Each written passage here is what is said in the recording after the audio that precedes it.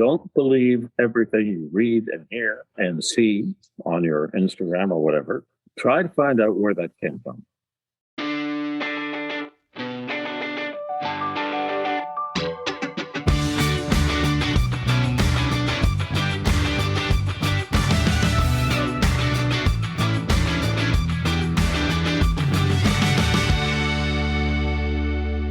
It's Sunday, August the 9th, across the Village Media Network and wherever you get your favorite podcast. Welcome back to Closer Look. I'm Scott Sexsmith. Frisco is off this week.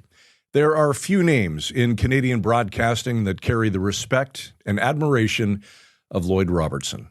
On Tuesday, Robertson died at the age of 92. For generations of Canadians, he was a trusted voice in our homes, a journalist whose calm presence, integrity, and unwavering commitment to the truth helped us understand the moments that shaped our country and our world. This week on Closer Look, as we remember and celebrate Lloyd's remarkable life and legacy, we wanted to share a conversation that meant a great deal to me personally. Lloyd joined us back in March of 2022 on a show that we used to do here called Up Close and Personal. And what came through during that interview wasn't just his extraordinary career, but his humility, warmth, wit, and genuine love for storytelling and for Canada. It's a conversation we're honored to revisit, and one that reminds us why Lloyd Robertson will always hold such a special place in Canadian journalism. Here now is that conversation with the legendary Lloyd Robertson. Welcome to Up Close and Personal. I'm Scott Sexsmith. A very exciting episode today. I'm thrilled to welcome the former chief anchor and senior editor of the CTV National News, Lloyd Robertson. Lloyd, welcome to the show. It's so great to have you here today. Thank you, Scott. Great to be here and great to be visiting Sault Ste. Marie again. Absolutely. Now, you've got some ties to the Sioux. Your half-brother was the police chief here. Irvin L. Robertson, yes. He was the chief from 1942 for 22 years. One of the longest serving chiefs of all time, I think. And he told me all interesting stories about that period because it was, of course, during the Second World War. And they were concerned in the Sioux about Nazi Germany making them a target because of the shipping lanes and the locks and all of that. So they set up a joint task force, 1942-1943, with the Americans, to be sure that everything was protected there. And he also told me about the fact that in 1942-43, the first submarine, HMCS Sault Ste. Marie, was launched from there, and it went on to become convoy in the Battle of the Atlantic. So quite a famous time for him to be chief. And he knew that, that would be challenging going there at that time. And then following the war, large immigration in the Sioux, coming into the Sioux, and the Italian population grew exponentially during that period. So it was a very interesting time for him, and he and I talked a lot about that. He was my half-brother, but he was really like a second father to me because I was, as they say, the last of the litter of a second family. My father's first wife died, and then I was one of two from the second family. Irvin was from the first family, and he was the one who really took an interest in me and helped me along in my career path as I was growing up and going from radio station to radio station. He followed me.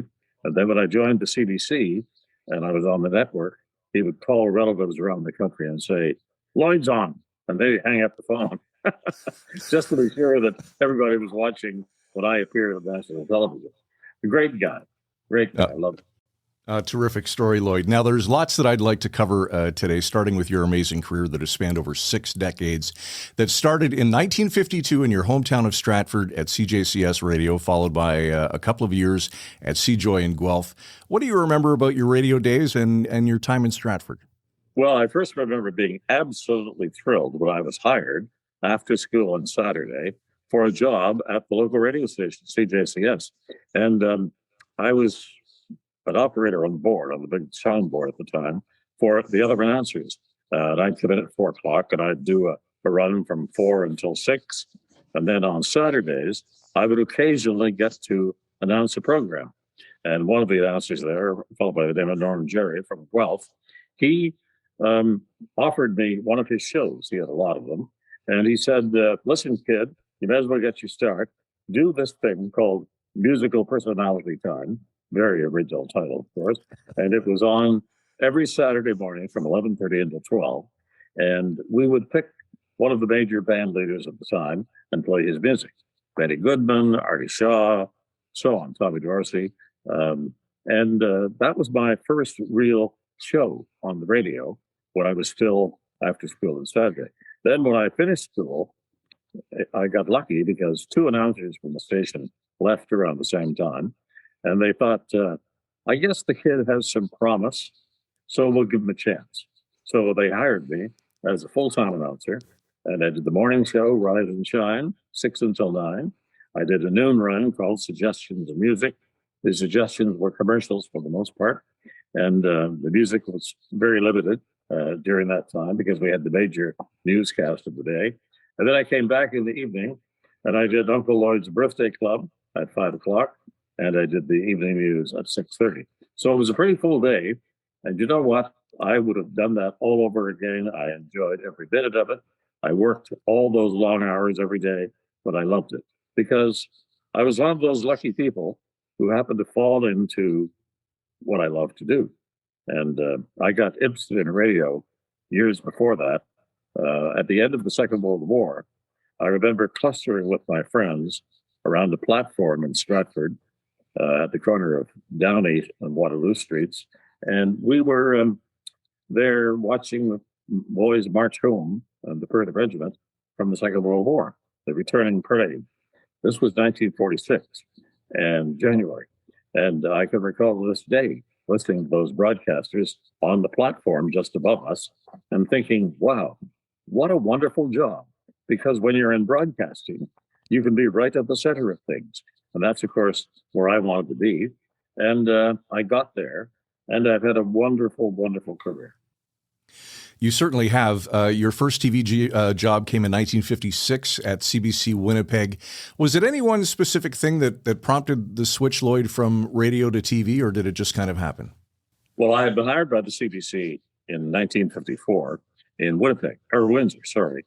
And in Windsor, there wasn't a lot to do. It was more or less a repeater station. And I was a little bored with my activities there. And I was thinking about moving on elsewhere. And then television was coming on stream in a big way in Canada at that time. And positions started coming up on the job board for slots here, slots there, some in Winnipeg, some in Halifax, some in Montreal, some in Toronto. I knew I wasn't ready for Toronto, so I applied for Winnipeg because I thought if this is the coming thing, and at that time, a lot of the old radio broadcasters felt, oh, this won't last, this TV thing. Who's going to sit and watch a box in the corner all the time? That doesn't grab anybody. So as it turned out, of course, it did work, and I made that move to start in television, try it out, and that was a wonderful experience because at that time there were no schools to teach you anything.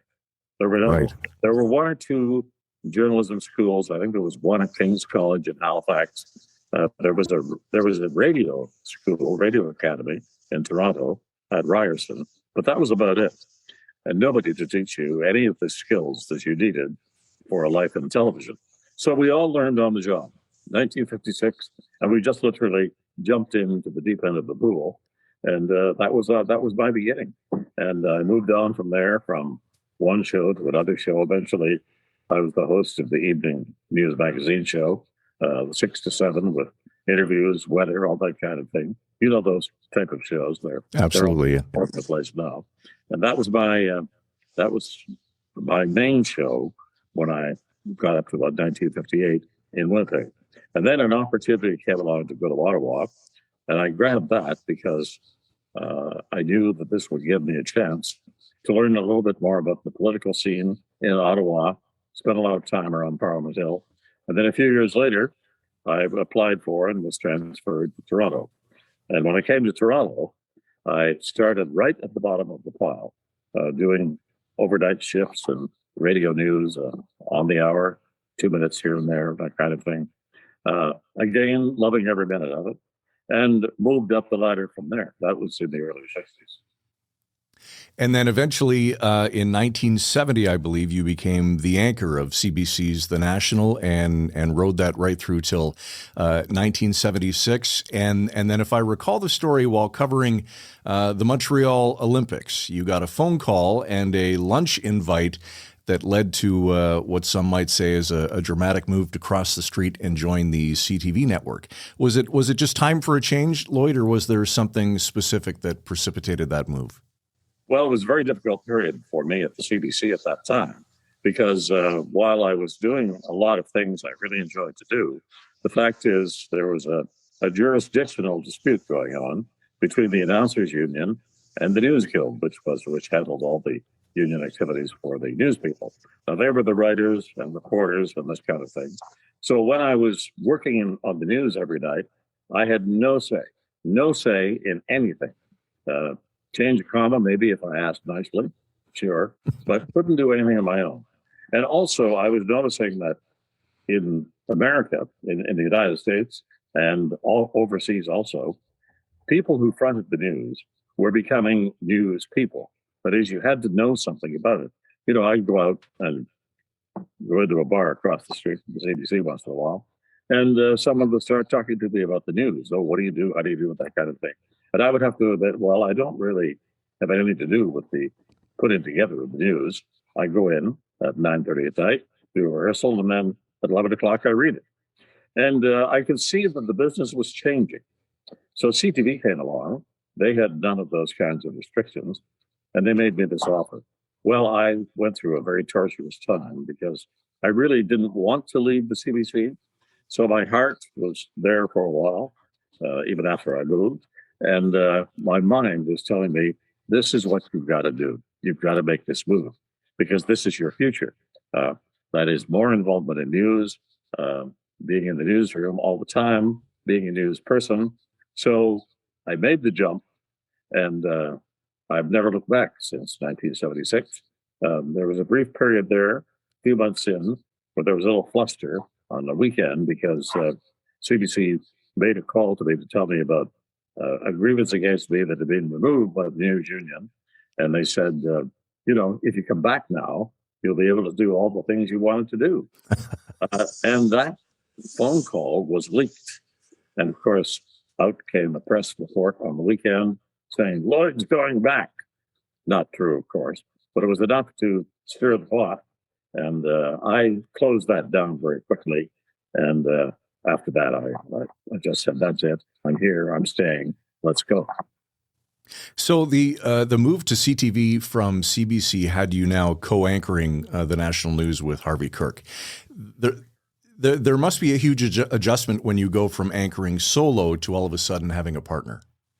It was a very big adjustment for both of us, but we had to get used to it. And my arrangement with CTV was that I would do specials there, and I would anchor with Harvey. And every so often, I would go to the field to a big story, to a war in Ukraine, that kind of thing, or out here and there. So that was our arrangement. But we both had to get used to sharing an anchor desk. And I think we did that because we were both professionals. We'd been in the business, each of us had been in the business many years by that time. And we knew that we had to make this work. So we made it work because we became good friends. And our friendship, our professional relationship blossomed into a friendship. We became friends with Harvey and his wife. We spent weekends together sometimes. And he and I worked together for a total of 7.5 years. And then he decided that he'd done 20 years. And his health began to cause him problems at this point. He had congestive heart failure, which he died of about 10 years, I guess. Let me see, about 15 years after that, he passed. And he was a very big guy, as you know. He lived well, he enjoyed life. And I think he just felt that, 20 years was enough. So he departed. And then I was on my own. And that was in spring of 1984. And I was on my own from then until September of 2011. Yeah, that's a long run. In fact, as part of that run, you became the longest-serving news anchor in television history, outlasting the likes of Walter Cronkite, Dan Rather, Tom Brokaw, and Peter Jennings. I'd say that's some pretty good company. Yeah, yeah, the longest one on the national side. Right. Now, I understand that there is some guy who was anchoring a local newscast in California who lasted a little more than the 41-year span that I put in, because I started 1970 at CBC, Right, and ending 2011 at CTV, total 41 years. So there was somebody who anchored local news for that time, longer than I did. But we don't have to count that because that was on the local side. Yeah, we won't even include him in the conversation.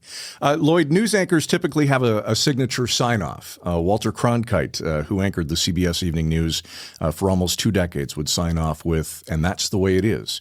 Here in Canada, our days always ended with yours, and that's the kind of day it's been. Where did that come from? Well, it came up late in the 90s when I decided I would try it, just for a little while to see how it worked. And it caught on. People began to say it back to me when I was on the street. And I thought, okay, well, maybe it's getting a little much. So I stopped doing it in the year 2000, at the turn of the century. And the next day, the chief news editor walked into me and said, Lloyd, please put the sign off back on. I've had all kinds of calls and emails from people saying, what happened to, and that's the kind of day it's been. So I put it back in and continued on with it for the rest of my time on the desk. But it was purely by chance, just for fun. Our guest today on Up Close and Personal is Lloyd Robertson. Lloyd, I want to talk, if we can, for a couple of minutes about the state of journalism today. It seems like people are somewhat losing faith, and in some instances there seems to be almost a hatred for journalists. We don't have to look any further, of course, than the recent events in Ottawa, the verbal abuse, being spit on. I'm curious as to your view on why this is happening, and is there a way for the media to fix this mistrust and fake news narrative? Well, I think a lot of people, including myself, have been trying to deal with that. And it all started because of the proliferation of channels available, the news channels, and then the internet and social media. And of course, all sorts of information is flowing from all sorts of different sources every day. So now the key thing is to try to identify your source. See whether you can find a trusted source for your information. Now, a lot of people don't bother to do that. They just pick up the latest thing they've read on social media or something someone sent to them on Instagram, and they believe that's true. So it's a matter of, I suppose, to put it in an old, boring way, public education. And that's what we have to do as broadcasters and journalists. And what I say to people is, try to find what you think is a trusted source. Your favorite newspaper or your favorite website, or your favorite television source, or your favorite radio source. Use those because you know then that you're getting the straight goods. And what happened in the U.S. also is that with the proliferation of cable news, when Fox came on, they decided to do something very different. They said, okay, we feel that the left of center has had a lot of play over these last many years. We're gonna play more to the people across the spectrum because we feel that certain parts of the country are not represented in the news. So they took that on as a project on their own, and it became hugely successful for them because they were providing what some people would call an alternate voice, which someone from the Trump White House described as the alternate facts. I don't know how you have alternate facts, but there you go. So that also confused the picture, muddied the waters. So we've had a lot of this muddying of the waters through the last several years. And I think all we can do is try to keep saying to people, don't believe everything you read and hear and see on your Instagram or whatever. Try to find out where that came from. I mean, right now, as we watch this Ukraine war going on, we know that the Russians have had all individual enterprises in the Soviet Union, individual journalism enterprises in the old Soviet Union in Russia, cut off from them. And they're only hearing what the state decides they are allowed to hear. And that, of course, is totally wrong and should not be allowed, but it is because it's a dictatorship. It doesn't call itself a dictatorship, but that's what it is. So that's a particular problem at the present. But the fact is that if we can just pull back and each one of us say, let me think about this. Let me find out where I can get my information from that I can trust. And I think that's just being an individual good citizen. That's what we have to try to be.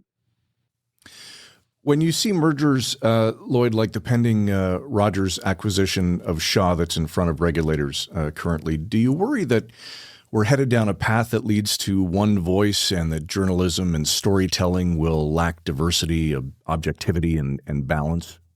Well, that is always a danger when this kind of thing happens, and no question about it. And we're always caught in that dilemma of companies saying, well, it has to be big enough to compete with the big guys. Okay, fine. But then you cut back on the diversity of voices.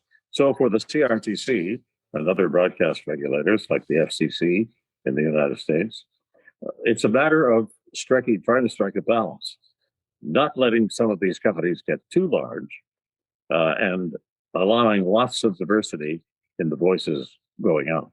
So that's a challenge. I think that will continue to be a challenge. Here at Village Media, Lloyd, our mission is to strengthen the communities that we serve, and we do that in a number of ways. The biggest, of course, is through providing balanced, credible local journalism from teams of editors and reporters who live in and who are entrenched in those communities. Why do you think local journalism is so critical? Well, it's always been, because it goes right back to the beginning of people telling one another stories about what was going on the street. You used to have the town crier going around and doing the headlines to people. So news is really quite a basic function in our lives. It's telling people about what's going on in their neighborhood, in their cities and towns, and right across the world. And villages, the Village Voice, and your own operation become extremely important because you're right there on the ground, giving people the information they need to live day by day. And unfortunately, over the last several years, because of the big conglomerates that have been formed, a lot of the local services have dried up because they can't afford to compete. Or if they are competing, they're competing with one little column in a big newspaper. So that's unfortunate. And it's great to see that so many of these other operations are cropping up to serve those audiences that are left behind in these situations because of the evolution of the industry. Through your career, you have covered or reported on some of the biggest events of our time: Expo 67, the moon landing, the Quebec referendums, countless federal elections, royal weddings and funerals, of course, most recently that of the Duke of Edinburgh, and of course the attacks on 9/11. You've always said that you've had a front row seat to history. Is there one or two things that stand out to you as being significant that you got to witness firsthand? Well, I think two things, because they're kind of at the bookends of my career. One was the assassination of President John F. Kennedy, and the other one was 9/11 in September 2001. And those two shattered people's perceptions of what was going on in the world, because we never thought that we'd see live on TV, almost live on TV, the assassination of a president. And on 9/11, a total shock. Out of the blue came those planes hitting the towers. And both had a considerable effect in kind of moving public consciousness right after those two events. In 1963, it was a matter of the rest of the world realizing that the presidency was now this vulnerable. There had been assassinations before, but never one that was so public, never one that had the kind of international response that the Kennedy assassination had. I mean, even the president of the old Soviet Union at the time commented on the fact that he liked John Kennedy. This was felt around the world, everywhere. And it for a long time after that, there were things that indicated that he sacrificed in many ways his life in order for things to move forward on the American scene. Like that's after his death, all the civil rights legislation was passed in the United States in 64, 65. Martin Luther King, who was assassinated later, but all of that happened in the window of that period. At 9/11, it was entirely different, but a mass reaction around the world at the same time, because we had then all the security checkpoints set up at airports, all of the security systems that we have in place now, many of them originated right after 9/11. So these were two events that changed society. Now on the national scene, certainly, in my view, 67 was huge, because that was the country coming out of itself, coming into its own, as it were, recognizing that, hey, we're big boys and girls now. We're on the national stage, on the international stage, and we've made our point to the world. In 1995, the referendum, big challenge, very close shave that night for Canada as a country, and we came through it. So we've had these moments where, we define ourselves by those times. And I feel very fortunate to have been able to live through so many of them. You're a three-time Gemini Award winner for Best Host, Anchor, and Interviewer. You've got a star on Canada's Walk of Fame, but I suspect the award that you're most proud of, because I know how proud you are to be Canadian, would be the Order of Canada that you were awarded back in 1998. And if I'm not mistaken, I think that might be the Order of Canada pin on your lapel. That's right. Scott, I never put much stock in awards, believe me. I think they're nice to have, but I don't worry about getting them or not getting them. But the Order of Canada is indeed something special. That's the one that really matters to me, because I've spent so much time covering this country. When I joined the CBC, it was a great learning process for me, because I had a chance to go across the country, get to understand the regional idiosyncrasies of Canada, the east, the west, the north, the south. And I also got to meet a lot of people and really understand on the ground what the issues were, what the problems were, how we had to meld these various parts together in order to make it a country. And I've always said that when kids come to me and say, why do you like journalism so much? What is it about broadcast journalism that attracted you? And I said, well, I think from my point of view, it's learning how the world works. That's what I really appreciate about having been a frontline journalist for all of these years. And that's something that I carry with me all the time, just that basic appreciation. As someone, Lloyd, who is so clearly proud to be from Canada, have you ever seen a country so divided in what it means to be Canadian? We've never really figured that out, have we? And I think it's because we figured it out more over the last 10, 15 years than we ever have, because we are really a polyglot of a lot of different cultures. And we had to resign ourselves to the fact that this was a country that we were going to share with another culture, another big culture, the French. So we've had to accommodate those two. And I think that taught us that if we can accommodate with French, with all the battles that England and France have had over the years, and they were our ancestors, if we can accommodate those two, then certainly we can bring in all these other cultures and allow them to be part of our mosaic as well. So I think that's taught us that under the banner of Canada, under this wonderful maple leaf banner, we can be a lot of things. And we've got our own values now. We have our own value system by which we live. And I think we can be very proud of that, because we've established that through experiences over a long period of time. Do you miss it, Lloyd? Do you miss the daily rush of putting a newscast together and breaking news and getting behind the desk and telling the stories to Canadians? Do you miss that? I'll tell you, Scott, for a very long time, I certainly did. I wanted to get out there and get on that horse again. But, there comes a time. I was 77 years old, after all, when I stopped doing the nightly news.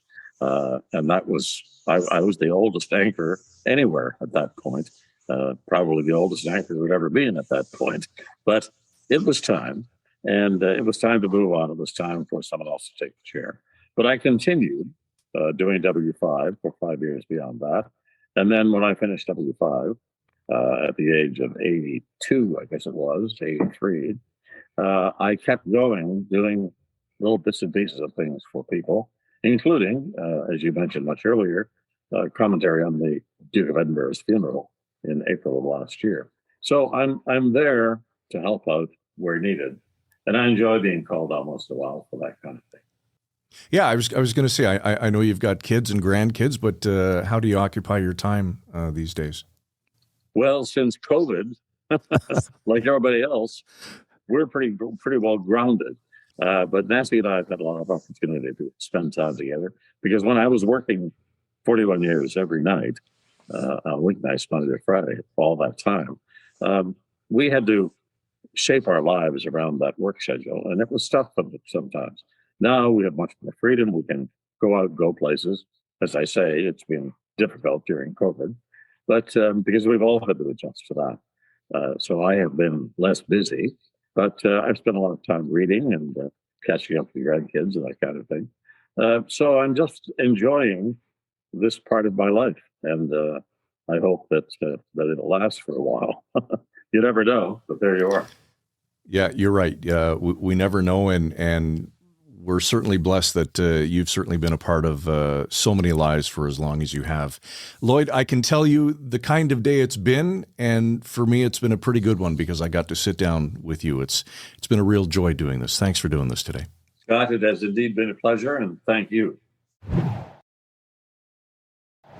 Lloyd is survived by his wife, Nancy, of 70 years, his 4 daughters, and 7 grandchildren. Our heartfelt thoughts, prayers, and condolences go out to each of them. That's our show for this week. As always, we appreciate your time each and every week.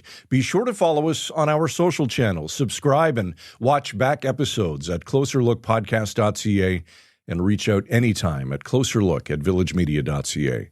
Today's show is always produced by Zach Trunzo. And for everyone who makes Closer Look possible each and every week, thanks for watching. I'm Scott Sexsmith. In honor of Lloyd Robertson, we'll leave you with the words that became his signature. And that's the kind of day it's been. Rest in peace, Lloyd. We'll see you next time right here on Closer Look.